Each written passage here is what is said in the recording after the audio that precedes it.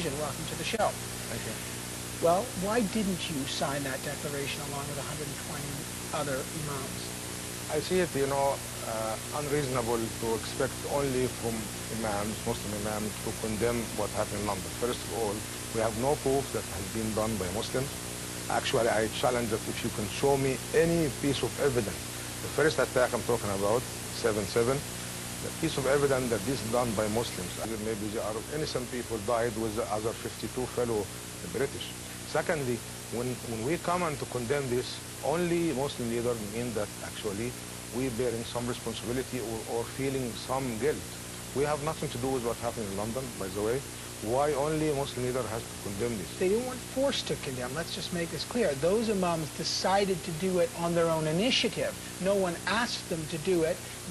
Why didn't you join the rest of Imams who decided themselves it was a legitimate time to come together to condemn extremism? First of all, I condemn terrorism, and once is enough. Otherwise, we have to ask a church leader to condemn the terrorism that happened in Iraq by the American forces, bombarding Fallujah, killing civilians, by using chemical weapons, all these kind of attacks. Nobody comes from other faith and condemn it, except Muslim. We are required. I know that nobody asks us, but actually some people in this community, they said we have to come forward to do this. We don't have to come forward because this is something obvious. Why should I condemn this? Besides, also, this statement... I want to, just to be clear, some Canadians have been reading the news, and over the past number of years, a series of suicide bombings and similar kind of attacks responsibility have been claimed by extreme Muslim groups. These Imams suggest we should condemn this kind of extremism to show the public that Islam has nothing to do with this kind of action. Why wouldn't you be part of that? Show me for London bombing, where is the people claim that this have done it by the name of Islam? Where? Where? I mean, nobody can show except somebody say it was shown in one internet site and this site has been disappeared. So first of all, I mean, why we have just to say that this is done in the name of Islam?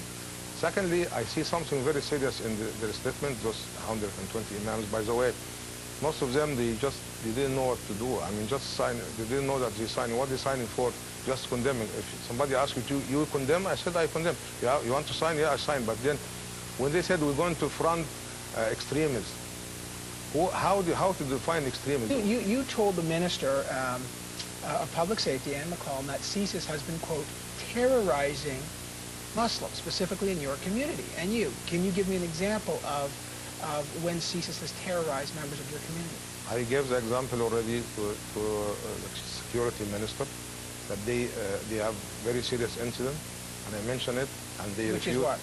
Which is a woman in her home alone, husband went to Friday prayer, and he knew that, and he came, forced himself into the home, asking the woman so many silly questions, and started to act dirty, and then eventually she couldn't take it. She tried to push one of them. She told him, you have no right to be here in my home. They told her, we will show you what right you have, and they start attacking her. This is something serious, and I try to point out that this is something, if it's going to happen, could cause lots of problems in this country. Well, that's right. You said you can't control what young people will do, and CSIS interpreted that as a threat. What did you mean when you said that? I want to warn the authority in this country that if our agency, people working for the government, if they start to break the law, what do you expect from the ordinary citizen? Well, you said, I can't guarantee what's going to happen. Our young people, we can't control.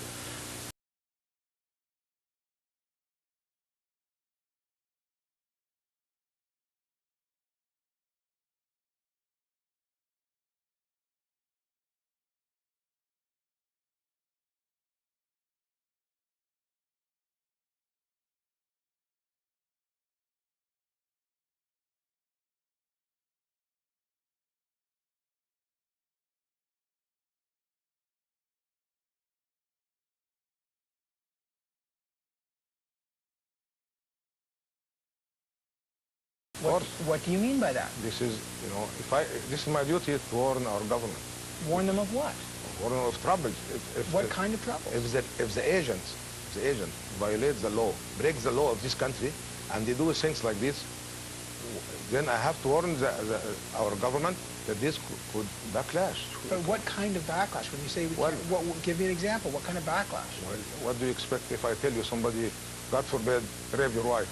What you going to do? If you say, I'm going to keep quiet, I'm just asking you. Well, some people would say you call the police. What, I mean, this is one answer, but some people, you go to extreme. You cannot expect the whole community to behave as a law-abiding citizen. Why can't we? But this is... Why can't? But do you understand? Why can't? Because if the authority breaks the law, how can you expect from every citizen to respect the law? If you don't respect your own law, you make the law and don't follow it, how do you expect from the community to respect it?